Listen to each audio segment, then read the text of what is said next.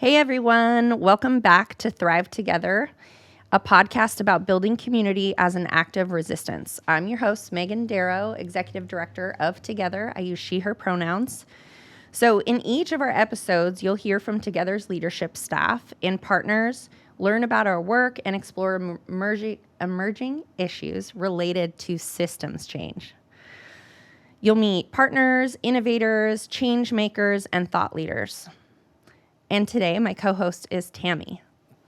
Hey everyone, I'm Tammy Lathrop. I'm the director of the Host Homes program at Together. I use she, her pronouns. The Host Homes program is a community-based short-term housing program to meet the needs of unaccompanied high school students at North Thurston and Tumwater High Schools.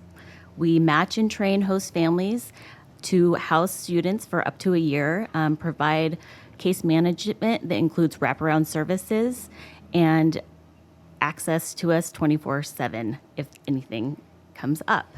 We're really excited about this program. As we mentioned before, it's a newer program for us. So today we're looking at expanding on who the children are, what the need is, and what we can do for students through this community-based program. And we're really excited. Today we have a special guest with us, Dae Shogren, and I'll let Dae introduce herself and where she's coming from. Great. Thank you so much, Tammy. I'm really happy to be here. My name is Dae Shogren. I use she, they, we pronouns, and I'm currently with the Department of Children, Youth, and Families, but prior to this, I was at Community Services as the Director of Services for High-Risk Youth. And prior to that, spent about 25 years working with youth and adolescents in 2 different states and many different points of entry, I guess we will talk about, including the crisis clinic and delivering a curriculum called Reconnecting Youth and working for the county. So excited to bring those years of experience with me and the voices of the young people that I've had a chance to work with. Amazing. So Dae, why did you accept our invite today to talk to us about unaccompanied youth? I'm actually going to start with a quote from a young person that I got a few years ago. And Maven said, "You don't have to be a voice for the voiceless. You just have to pass the mic." And I think that was really powerful to me, that we need to continue to create platforms for, in particular, youth and young adults who are further marginalized to have space to share their experiences, to share their needs. And oftentimes adults get in the way of that. So if this can be a platform for me to carry their voices forward, then I'm going to take that opportunity to do that. I love that. So what do you see as some of the issues, other than needing to create platforms for youth experiencing homelessness? What do you see as some of the issues and barriers for youth who experience homelessness? I think some of the primary barriers start with stereotypes and myths about how young people become homeless or experience houselessness, depending on the terminology that we're using. A big impact of that, part of that is the impact of systematic racism and homophobia and all of those ways that systems have designed and continue to succeed in that design, which perpetuates generational trauma and impact for our young people. What happens for our young people is that trauma becomes compounded, and youth, particularly Black, Indigenous, and children of color, or youth who identify as LGBTQIA+, are further marginalized by their intersecting identities, and it pushes them into houselessness, which then increases their risk for, I'll say, coping mechanisms such as drug use. They're more likely to be introduced to trafficking. Mm-hmm. That statistic gets higher and higher as the introductory age gets lower and lower, and I think currently it's at like age 14 that young people are introduced to trafficking. So then those situations then continue to perpetuate homelessness and houselessness because very few people are interested in actually meeting the needs that kids have for needing stability. Yeah. Thanks for that, Dae. Yeah, I think that what you're talking about is some of the reasons why host homes and why we vetted host homes as a great part to add into Thurston County's continuum of services for students who are facing homelessness. Mm-hmm. So Tammy, did you want to talk a little bit about that and how host homes works in our community and how it's really placing itself in that continuum. And Dae, I'd love to hear about, how you feel about that model as well. Yeah, I would say that I was really excited about the Host Homes program because my background is working with children in foster care. And it was really important to me doing that work and listening to the youth of what their needs were. I typically worked with teenage kids prior. And so when I found out about this program, learning that there was an opportunity possibly to curb the need for kids to go into care, I was really excited. It touches base on, my own values and my passion, which is assisting children in need. And I think that knowing this information, I've just been telling everybody I know because I felt like if I didn't really know about it, there's probably a lot more people who don't know about it as well. And, I think that's a really important part of that continuum, like you said, for housing. There's also just not a lot available for minors who are seeking housing opportunities without having to go into dependency. Dae, what do you think about that in terms of, I know with your experience, seeing the needs of kids, and how do you think that Host Homes fits in that continuum with everything else that's available? Yeah, I think it's interesting that the everything else is actually, as you said, pretty limited, right? So in particular, what we see in the child welfare system, and I'm going to speak really broadly about systems across the nation, right? So we don't have to pigeonhole Washington anywhere. There are, on average, hundreds of thousands of kids in foster care right now, and most of those kids are actually tinies or littles, right? So kids under the age of 10, 11, 12. There's a point in adolescence where caregivers are not interested in teenagers. And so that further exacerbates some of the things that we were talking about, Megan, right? So if we can find a gap filler, a gap placement for those young people to keep them in a more stable situation. Child welfare is not always stable. We do have some great foster families, of course, and services. But what we see in that adolescent age is that it's much harder for kids to maintain stability in that. Right. And the Host Homes definitely has that possibility, where we also continue to see that for young people, they just need one person to believe in them. Just one person to invest, just one person to ride that roller coaster with them. And if the Host Homes have caregivers that are willing to do that, to not lock them out, to always let them in, then they definitely can impact our young people in a way that maybe they haven't been impacted yet. Yeah, I think also our program is, a youth-led youth choice program. So the youth that come into our program, it's by their own choice. And whoever they're going to be housed with, they are the ones that lead that conversation and show interest. We are not going to force them and say, if you're in this program, you have to live in this house. We set up meetings with both the host family and the youth. We provide a lot of support for the youth to ask the questions that they might be scared to ask because they're hoping that somebody will give them a place to live. And I think also just, like I said, giving them that voice. A lot of times they're in a situation where they don't have control of what's going on or where they're going to go. So it's really important for us to allow them that opportunity to tell us what they want, what they're comfortable with, and what they are looking to gain out of this program. The youth that we have so far, are embedded in our community. They are not maybe as transient as some people might think that they are. They come into our program because they've been in the same school district their whole lives. They have friends, family, teachers that, they want to maintain those relationships with. So providing them an opportunity to, number one, have that choice. Number two, to stay within the community that is important to them is why we're doing this. Yeah.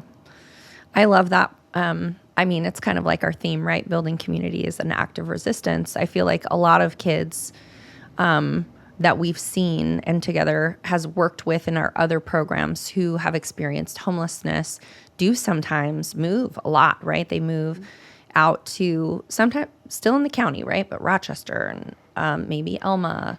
But really their primary network of support is, in the Thurston County proper with the three bigger cities. And students want to stay, right? They are still involved in school. They feel a sense of community. And I think that goes against what some people say about people who are experiencing homelessness, right? That they aren't a part of the community. They're different. They're other. And then when you meet and experience these kids, they really do. They are part of our community, right? One thing I keep telling people in my life is we're having students self-refer to host homes, right? They are finding this information and self-referring. They think that and that actually goes against what we thought was going to happen, right? We thought it was going to be referrals from counselors, and these are students who are seeking out stability and connection within the community. And I think that has been a learning experience for me, and has been, I think, really bright spot for me. I think it's telling too, right? That we thought about it one way, but what's actually happening is, you're right. The last two phone calls I received from youth were both had seen our flyer in a community space and wanted to know more and felt like this program specifically would be so good for them because they wanted to stay in the same high school, you know, and they wanted to have a choice. And they've heard or learned about our wraparound services, which are really aiming to assist them in maintaining, graduating, whatever goals they have, getting an ID, you guys, getting a bank account, learning those life skills. And I think it's just really awesome to be able to have the opportunity to get to know these kids and their stories and provide an option for them, a safe option. Yeah, that's great. So the other question I get a lot, which I want you both to react to, Dae, you talked about the big, broad strokes around racism, transphobia, and the way that our systems are built to,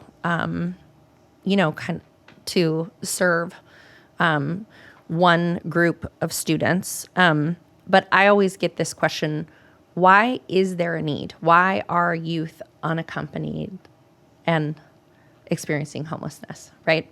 And I would love to hear from both of you. Do you want to start? Sure. I mean, some of the reasons are probably what people would assume, but some of them are things like that caught me by surprise. We have students that are coming in because they only have one parent, and that parent has a terminal illness and can't provide the level of care that they feel is appropriate for raising a child.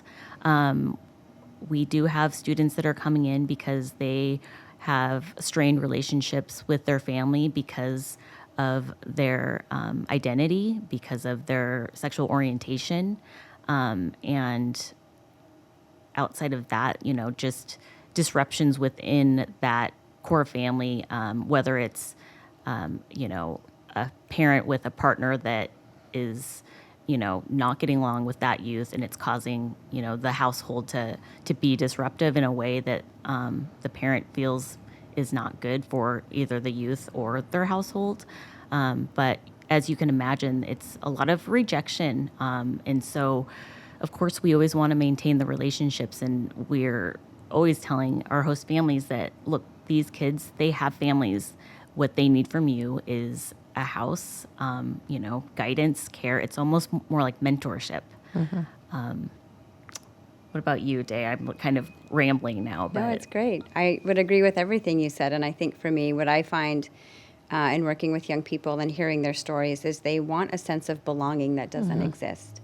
And there's a whole plethora of reasons that Tammy had talked about that contribute to that, I'll say that othering, that disruption in the home that isn't necessarily, I'll say, the blame of the parent, right? Because the parent is also trying to function in a system that's not supportive. Yeah. So there's a lack of emotional, financial, stable resources for everybody, and that impacts our young people. And there's there's some oftentimes kind of a point in time where that young person is seen as so independent and functional that maybe they can just be on their own, right? And what does that look like? And then they might move into some chosen family or fictive kin, or they might start to attach, as they're biologically wired to do, to their friends, which then cultivate this kind of pulling where they feel more like they can be themselves. And so all these things collide in this age range, in this developmental stage, right? And what happens is the resources aren't there because they're not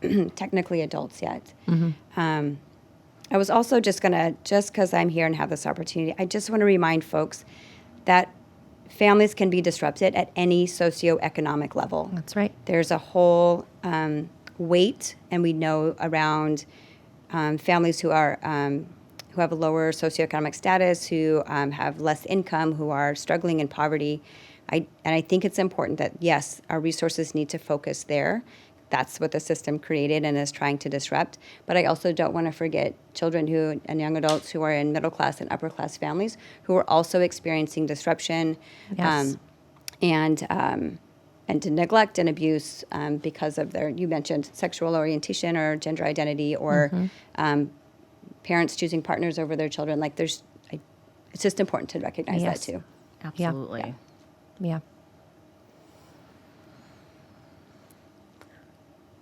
I love that you touched on, the stereotypes around unaccompanied youth and, who the youth are who are homeless. I get that question a lot from people who are like, oh, I'm thinking about hosting a youth. And there are a lot of stereotypes and things that people have in their head about I think we see people, blame the student. Like, are they just a runaway, right? Or there's something wrong with the youth because they're homeless, or they're choosing, right? I mean, I'm sure we've all heard this. And anybody who works in and with students know that isn't, those myths are not true, right? They are myths. What other stereotypes do you all want to talk about here and debunk? Yeah, I think there's a line that I talk to host families about because they're asking those questions for sure. Right. Not that they're asking for a guarantee, but they are wondering, what is this child's history? Are they violent? Are they going to hurt my other kids? Are they going to be doing drugs? And what I usually tell them is they're teenagers. So number one, you're going to be facing those kind of questions with any child that grows into adolescence. They're going to be experimenting. We're having to help guide them about appropriate relationships and, staying on track to meet whatever goals those are. Whether it's an interest artistically or educationally, and that they're not necessarily housing future criminals. I think that's kind of the biggest thing that I've been talking to about families because they're really interested about what is the risk. And yes, there are risks that can happen when you invite somebody into your house, but I encourage them to think about what it takes for a student to come to us, self-refer, as you said. This is something that they want, and we also have case managers that are assigned to the host family and then different ones that are assigned to the youth. And those youth case managers are really providing a lot of guidance, helping communication, and like I mentioned before, assisting them in those life skills. And I think that focusing on what the students come in for and why is really important to describe the whole picture of the student versus something they possibly did or that people are imagining that they have done in the past. Yeah. A couple things that came up for me with your question, Megan, is I think about how the system perpetuates runaways, right? So you have a young person who leaves school, leaves the home, accesses community resources that may or may not be supportive or a good fit, then they get tempted into leaving because they don't feel recognized, and then they run, trying to find a sense of belonging and a place. Like, the system perpetuates that. So there, right there, is one of those myths and stereotypes that I think is really important to recognize, that again, host homes has the potential to curb that cycle a bit, right? I think that young people who run are seeking something, like they're running from something where they don't feel good, no matter how well our intentions are. And I think the other piece that's important to recognize, and Tammy touched on this a little bit, is how staff, caseworkers, caregivers, host homes are all going to come into this work with their own biases and prejudice and judgments. And if they have not been challenged in examining where those stem from and how those are perpetuated by their own idea of what they want or what they expect from a young person, we're going to create runners. We're going to create young people who still don't feel like they have a chance of belonging. So it's important to examine critically how our staff teams, that's my broad term today apparently, our staff teams are going to take care of their own learning, to be able to adapt to that young person's needs and to meet them where they're at every single time. Like, when I think about what it means for someone who looks like me to show up and knock on the door, and for listeners who don't know what I look like, I'm a light-skinned, mixed Asian person. I'm more likely to be welcomed than someone who has more melanin in my skin than I do, right, in their skin. And we see that. So it's not just about race and ethnicity.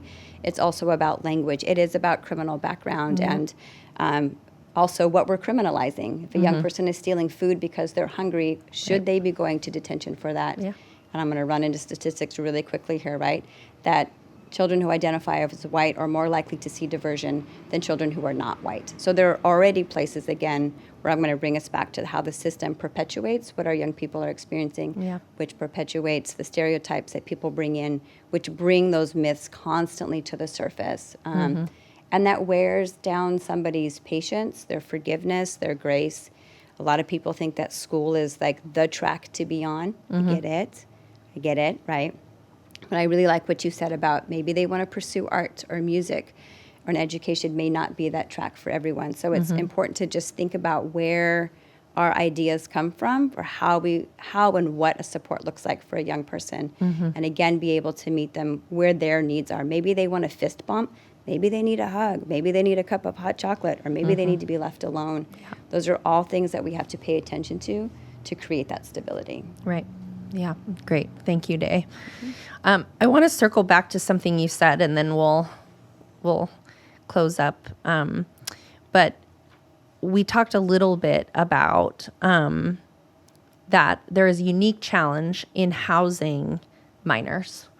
And I think that is something as Together has really looked at host homes, which developed really over 2 years of talking to community partners, to the city of Lacey, to the city of Tumwater, to Tumwater School District, that we had these youth between 13 and 20, right, who were unaccompanied, right, experiencing unstable housing, up to and including houselessness, right, going from house to house, maybe living with an uncle one day and a friend the next week.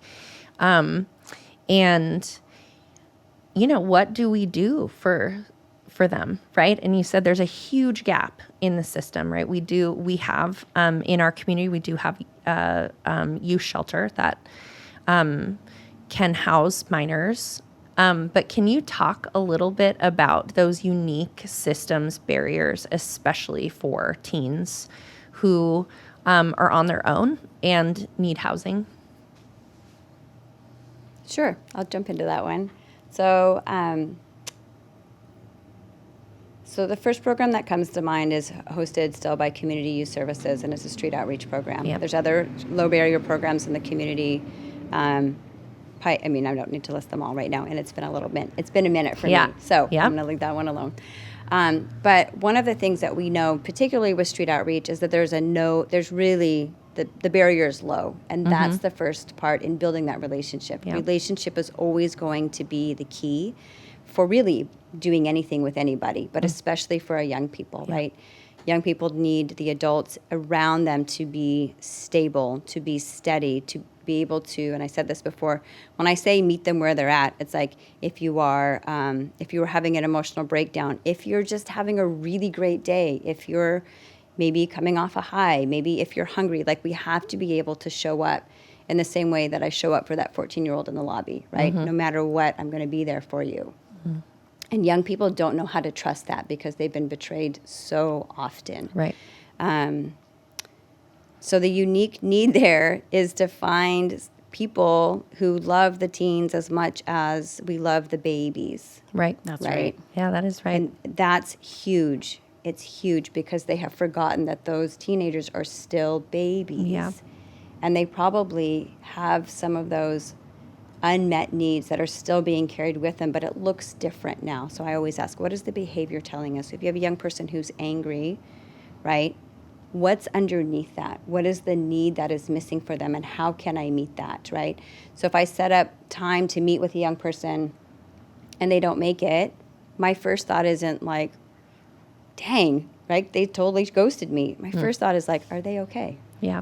Right? So how do we continue to come back to asking, are they okay and what do they need?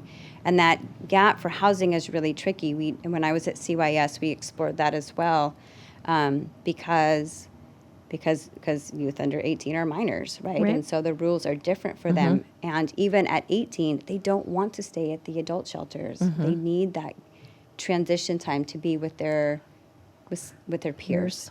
Yeah. Yeah.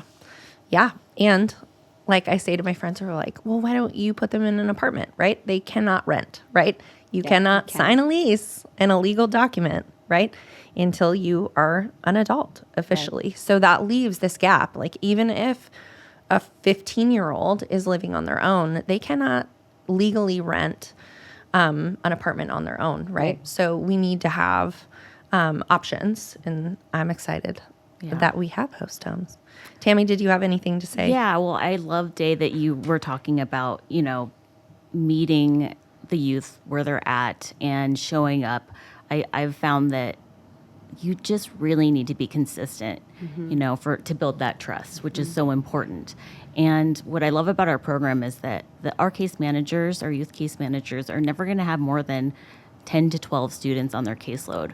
And for those of you who don't know, that is about half of what a typical caseload would look like, which means that they have the time to really invest in getting to know the students, being able to visit them more than once a month, talking to them frequently, and figuring out where those interests lie so that they can push them into discovering something that they're passionate about. I also, what's important to us is educating folks out there about trauma-informed care. When you were talking about, some of the students not having some of those needs met, and you can see that in their behaviors as teenagers, helping people understand and identify what that is and the meaning behind it, and what they can do to meet those needs in ways that aren't typical for maybe their age, but for their emotional age. Yeah. All right. Well, before I ask our closing questions, is there anything else you all want to tell our listeners about host homes, about students who face homelessness? Is there anything that's tickling you? Like, I got to say this. If I'm to say one thing to our listeners, I'm going to say that our young people are not throwaway kids. yeah, People want to do that all the time. So if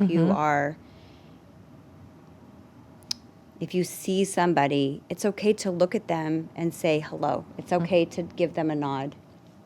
We, in my family, we just Ziploc bags, and we just stuff them with all the things: Kleenex, condoms, tampons, snacks, money. My dad is a hoarder, so I have a ton of eyeglasses and pen knives and just all the things that we have. Like, go to Costco, buy a box of hand warmers, $12 off your budget's probably going to be fine. And one of my favorite things still is we just keep a whole bag of these things in the car with water bottles. And if we're driving and see somebody who's asking for help, it is intentional for me to have my son be the one to hand it out the window and offer it, not give it, because not everybody wants it, but to say, would this be helpful for you? Please take care. Because I want to build compassion in my own child. When I get emotional, that's okay. I want him to not see barriers. I want him to recognize that we are all part of the same community, which comes back to your closing question. Yeah. Yes. And I really believe that the vast majority of us are capable of kindness.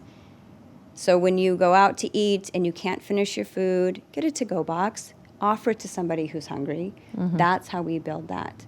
And this idea that somehow people, and particularly young people who are lurking, hiding, trying to survive in the dark, are throwaway kids. We become and continue to be part of the problem if we are looking right past them. Yeah. Wow. That's true. Absolutely. I think that for me, I really just want people to listen to this information. If you want to know more, please reach out. I'm happy to talk about our program all day long to anyone who will listen. I've heard from several friends and inquiries, like, I'm interested in this program because I've always told my kids if they have a friend that needs a place to stay, that they could always stay with us. And so I know that there are people out there that are willing to do this. And this is really no different than that, other than you're going to get so much support and so much guidance and on both ends that it's essentially doing that same thing that you're willing to do, but with professionals helping you do it. Yeah. I love that. For sure. All right. You're right, Dae. I'm going to ask you the question. And you talked a lot about community here. What does building community as an act of resistance mean to you? It means that we all win. It means that we have a chance, probably not in our lifetime, it's a day, isn't it, to eradicate the systems as they exist.